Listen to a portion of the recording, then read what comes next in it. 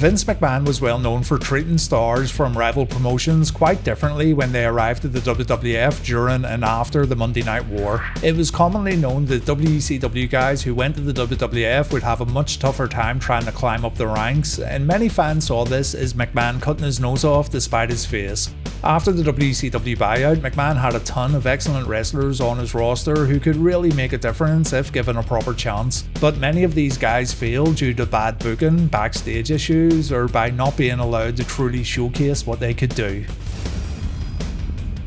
This is what I'm covering in today's episode of Atrocity, WCW guys who the WWF totally fumbled. So let's get it done.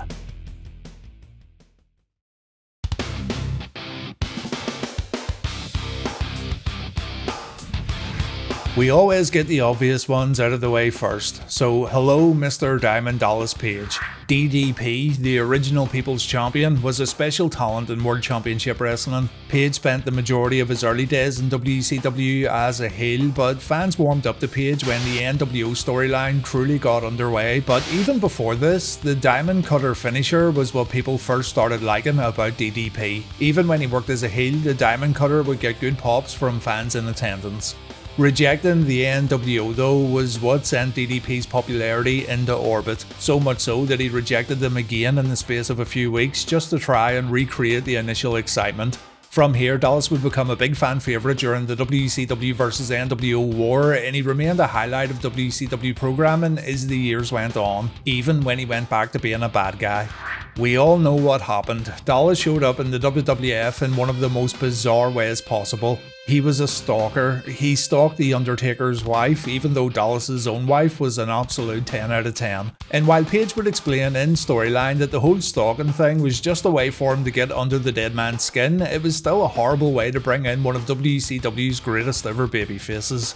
The Undertaker and his wife Sarah utterly dominated Page during the rivalry. He got decimated by Big Evil, and fans unfamiliar with Page's work must have been wondering what all the fuss was about when it came to DDP, because he wasn't given an opportunity to shine here at all. From here, he had developed the Positively Page gimmick, which some fans did like, to be honest. But all in all, Dallas wasn't treated like the megastar he once was in WCW, far from it. Page revealed that he wanted to do a People's Champ versus People's Champ angle upon his arrival, but when Vince told him about the Stalker storyline, he struggled to say no. He felt he couldn't say no, even though he knew deep down it wasn't going to work out.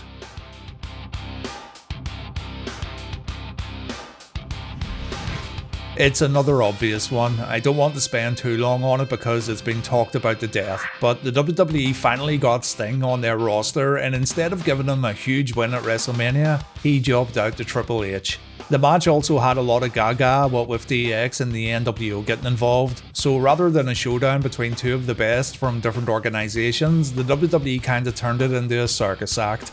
Sting should have won, you'll never convince me otherwise, and the remainder of his time in WWE was rather unremarkable. A buckle bomb from Seth Rollins put the Stinger out of action. It was a pretty scary moment to see on TV. And all in all, Sting's WWE in-ring career didn't even last a year.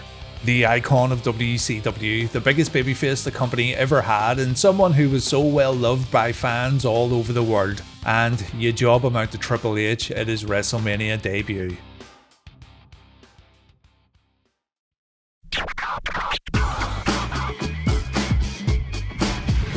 Buff Bagwell's WWF tenure was over after one single match. Now, to be fair, it's been reported that Bagwell did himself absolutely no favours upon his arrival to the WWF. There's a well-documented exchange between Bagwell and Sugar Shane Helms that happened in front of a lot of the boys, and reportedly, Shane came out of the whole thing looking great while Bagwell came out looking terrible. But it's still crazy to think about the wasted potential. Buff Bagwell was not everyone's cup of tea. His cocky demeanour could be a little too much for a good portion of wrestling fans. But this is also a guy who had incredible opportunities to be pushed as a huge babyface, but for one reason or another, it didn't work out. I always go back to the storyline WCW developed when Bagwell had his serious neck injury. You've never seen such a golden opportunity get squandered like this in your life because fans really wanted Buff to make a comeback. Arenas were going crazy for his appearances while he sat in a wheelchair. He had that kind of sympathy that's very difficult to manufacture. And what did WCW do? They turned it into a swerve. One week fans thought Hulk Hogan and company had thrown Bagwell to the side like yesterday's news. The next week he's laughing alongside Scott Steiner, still part of the NWO. It's the wasted potential of Buff Bagwell that I feel will forever be his legacy, and Bagwell didn't get a chance at all to show his potential when he wrestled one televised match for the WWF before getting released. A lot's been said about the Bagwell vs Booker T WCW match that took place in a WWF ring, and I've always maintained that that match is nowhere near as bad as what everyone makes it out to be. So it's a shame that Buff wasn't given the opportunity to make amends for how he handled himself, and it's a shame he wasn't featured more in the invasion angle. That being said, it wasn't completely the WWF's fault, and Buff was dealing with his own personal problems at the time.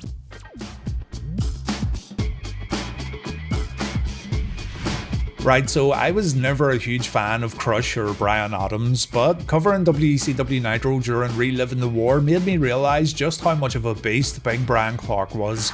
During his time as Wrath, he was an absolute raw powerhouse. One big strong boy who made everything look effortless, and he had a fantastic moveset to put an emphasis on intensity and explosive impact. Clark did have a run in the WWF of course as Adam Bomb, a new generation character through and through that was presented as both a heel and a babyface, but Clark's ring work as Wrath, to me, was so much better than the Adam Bomb stuff. Maybe it was the shorter matches and the need to be as impactful as possible in a short time frame, maybe it was the more contemporary gimmick, I don't know, but for me, Wrath was so much better than Adam Bomb.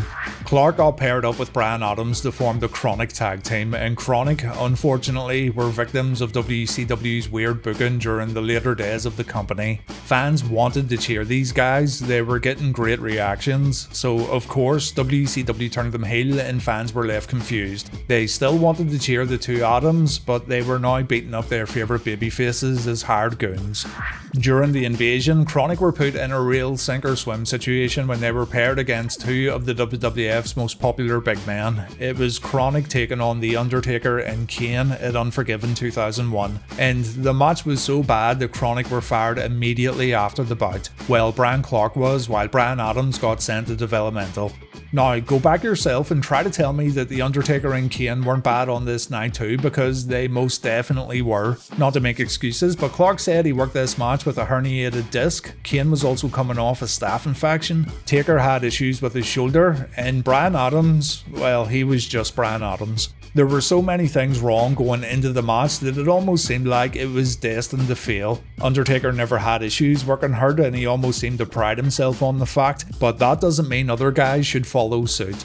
The match had some really bad timing issues and you could hear The Undertaker screaming cuss words when things weren't going his way. A real bad night at the office here, and in the end, after only a handful of TV appearances and a grand total of 2 televised matches, Chronic were done in the WWF. It's a shame too because Brian Clark would have made a good fit for the WWF in my opinion. He's one of those big guys who Vince McMahon would get a chub for, and he did improve while working in WCW. He didn't get a chance to show any of that during his WWF return though, and I think the company missed out on a potentially good wrestler by firing him almost immediately.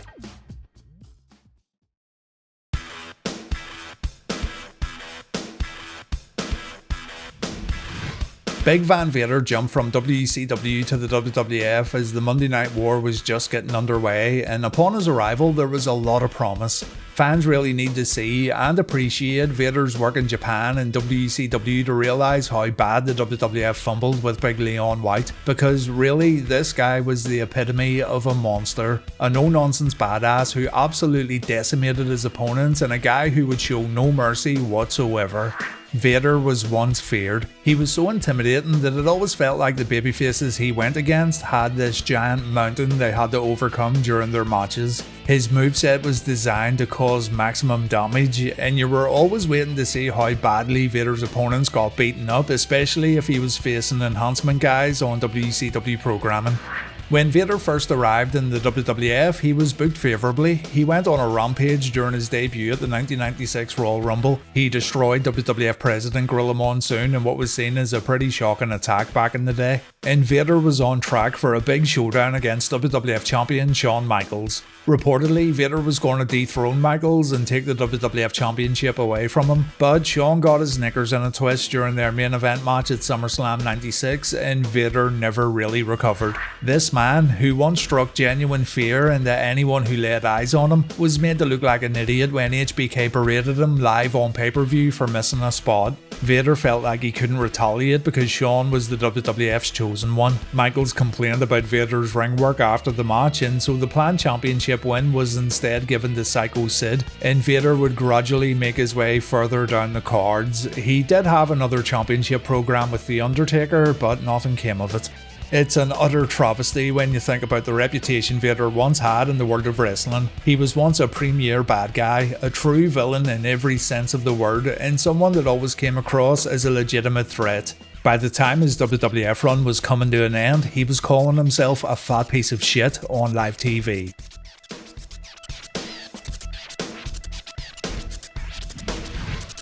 Who better than Kenyon?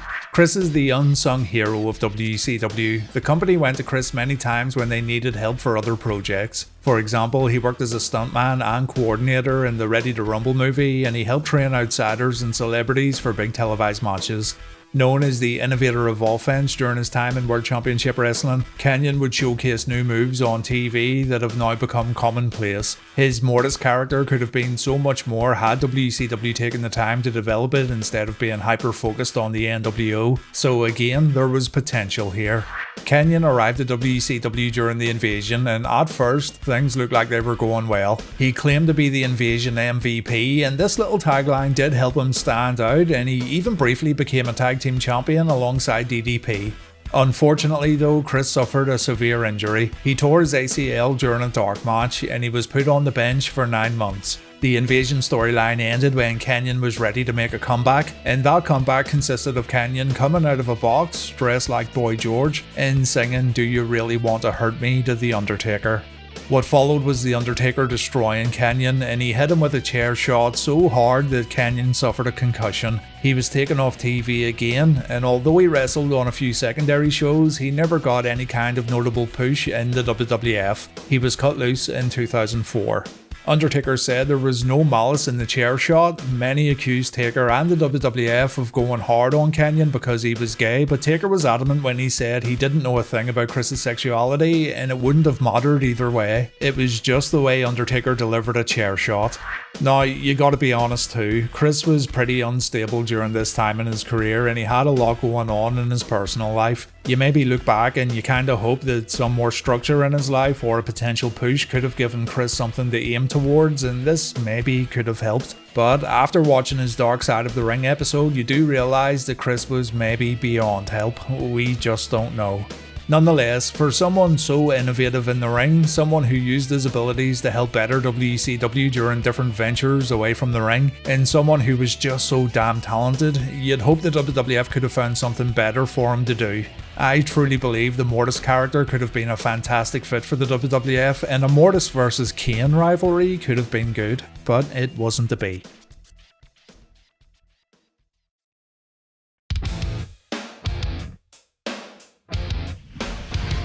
Go back to WCW in the year 2000, be a big brave boy, and watch some of the work the Natural Born Thrillers were doing on TV. You'll notice two people that stand out, Mike Sanders for his work on the microphone and Sean O'Hare for his work in the ring. O'Haire had a serious presence about him for someone so young. He was huge yet super athletic, and he could do things in the ring you'd expect from the cruiserweights. The sheer size of O'Haire mixed with the small size of a WCW ring made Shawn's moves look even more impressive. He almost went from corner to corner after performing a Swanton bomb, and the guy just had a great look. All the tools needed for a great WWF run, except for maybe one thing, and that one thing was his promo work. Mike Sanders served as the mouthpiece for the Natural Born Thrillers, and for good reason too. The group prided themselves on being young up-and-comers who could do things the veterans were pretty much refusing to do at this point. Sanders could deliver a great promo for someone with so little experience, and the same went for O'Haire when it came to ring work. You gotta remember that Shawn was only 20 years old when the WWF purchased WCW. He had an entire career ahead of him after proving what he could do in World Championship Wrestling. So naturally, O'Haire was a guy the WWF wanted to get on board, and the fact O'Haire's contract came bundled in with the WCW purchase made it a no-brainer. This was a real prospect the WWF could further develop and hopefully make him into a star. After making up the numbers in the Invasion storyline, Shawn was sent to OVW to tighten up his ring work and hopefully learn a few promo skills. When he was ready to come back in January 2003, the company aired a series of pretty brilliant vignettes where Shawn played the role of devil's advocate. He would tell viewers to give into their vices and enjoy things that society says they shouldn't enjoy. And he would end each vignette by saying, "I'm not telling you anything you don't already know." There was a lot of promise here and the vignettes were very interesting, but I'm guessing the WWF were still not overly impressed with Shawn's promo skills, particularly during live situations. So they paired him up with one of the best talkers in the business, Roddy Piper, and I'm still confused to this day whether this was a good thing or a bad thing. Shawn naturally took a back seat during promo time when the Hot Rod was around, but this also meant his character development pretty much totally stopped. That weird and interesting character who would tell people to cheat on their taxes, commit adultery and enjoy having a drink or two, that was all pretty much gone, and there was a big disconnect when he felt more like Roddy Piper's lackey and nothing more. So yeah, the more I think about it, the more I would have preferred Shawn to go on his own and try to find his own voice moving forward. When the WWF released Roddy Piper, Shawn's push more or less completely stopped. He was immediately sent to Velocity, and after a motorbike accident he went back to OVW before getting released. The fumble here, in my opinion, was not allowing Shawn to do more work on his own. The WWF had a good thing going with those vignettes and they were seemingly all forgotten about once Roddy Piper came along. That being said, Shawn's another guy who had his own problems. I can't remember who talked about it, I think it was Mark Jindrak, but don't quote me on that. But one of Shawn's colleagues talked about how much Shawn liked to pick fights when he was out at bars and clubs. The guy seemed to really enjoy fighting people when he had a few too many, and Shawn also battled depression and addiction during the final years of his life. Still, like Chris Kanyon, you always think about the missed potential. To me, Shawn O'Haire had everything you need to be a huge star, bar the promo skills. This is something he could have developed over time, I'm sure, but that unfortunately didn't happen.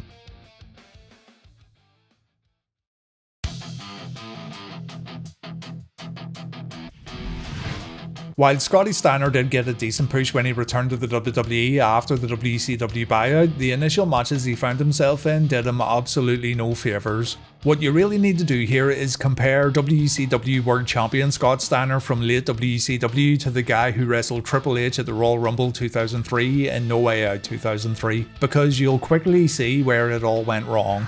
Scott's WCW matches during his final days in the company were short and formulaic. This is by no means a knock on Scott Steiner, by the way, but it's true. Steiner wrestled the same kind of matches during his world title reign in World Championship Wrestling, but those matches worked. Steiner's biggest strengths as WCW champion were his insane off-the-cuff promos and the way he would try and bully his opponents during his matches. His Big Papa Pump character worked as a heel because he didn't need to please fans, he didn't need to play by the rules, so he could be super cocky both when cutting his promos and when wrestling his opponents. Even the referees would find themselves in trouble during Scott's matches, and this is something that happened in almost every single match he had. When Scott comes to the WWE, he has a lot working against him. He's now expected to be a babyface, he's now expected to have long matches, and he's also working with drop foot, a condition that gives someone difficulty when lifting the front part of their foot. You might be watching this now and saying, well, it isn't the WWE's fault that Scott couldn't have long matches, and you're maybe thinking that Scott simply couldn't cut it as a champion in WWF, but there's an easy way to avoid all of this. 1. Let him debut as a heel. 2. Don't put him immediately in the title picture. And 3. Don't let him work main event matches while he's hurt. I know Scott probably told WWE he could work right away, and it's highly likely he didn't disclose how hurt he really was, but it's utterly bizarre to me that someone didn't watch Scott's work in WCW for 2 minutes and realise that he's a heel through and through who shines brightest during short matches. Maybe there was concern that fans were going to cheer Scott right out of the gate whether he was a good guy or a bad guy, but that doesn't matter. Let them cheer. He can still have a strong fan base while being a heel, just like he did in WCW. After having 2 real stinkers against Triple H, the WWE got cold feet with Big Papa Pump. He completely missed the WrestleMania 19 pay-per-view after headlining the 2 pay-per-views that came before it, and he was then shifted into the upper mid-card before moving further down into the mid-card. Absolutely crazy work when you once again look at how popular he was during the dying days of World Championship Wrestling. He didn't even last a full 2 years in WWE. His last televised WWE appearance was at the 2004 Royal Rumble, and he would end up getting released from his contract a few months later.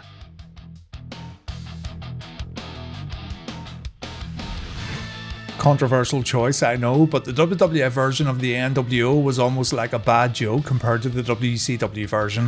Hulk Hogan and Nash made their WWF returns with a lot of promise. It was a real exciting time for fans of the Monday Night War, and even if you checked out of pro wrestling during the war, it was still fascinating to see Hulk Hogan, Razor Ramon and Diesel come back to the WWF.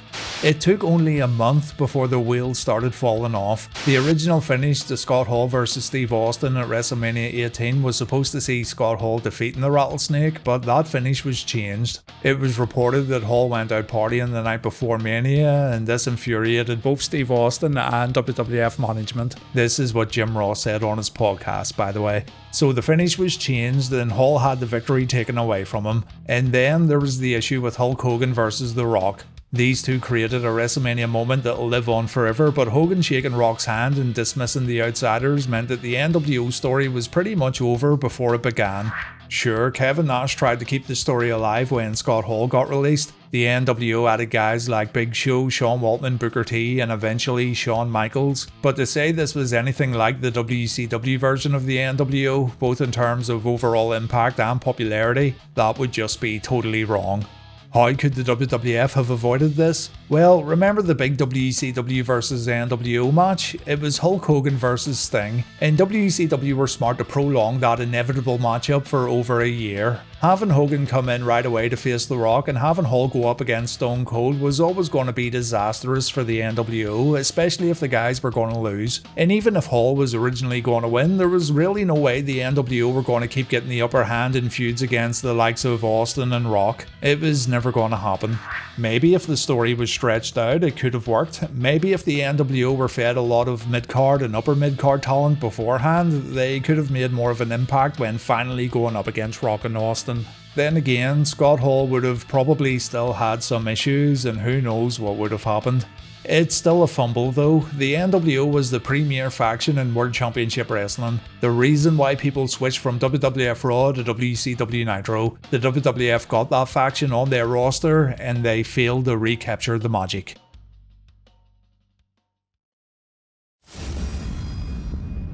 There's more to choose from in this category, including Barry Windham, Mike Awesome, Ricky Steamboat, Perry Saturn, Dean Malenko, Lex Luger to a certain degree. You could say the WWE fumbled Goldberg in comparison to his WCW run, but there's so many other things at play when considering all these names I've mentioned in the video. Certain guys work better in different eras, maybe the pieces fell into place in a much more suitable way in WCW, whereas certain gimmicks or ring styles wouldn't match up well with the WWF style of TV. Perhaps the WWF was simply too star-studded already, and trying to slot in new guys meant there was only places in the upper mid-card at best. But whatever the case, sound off in the comments and let me know your thoughts.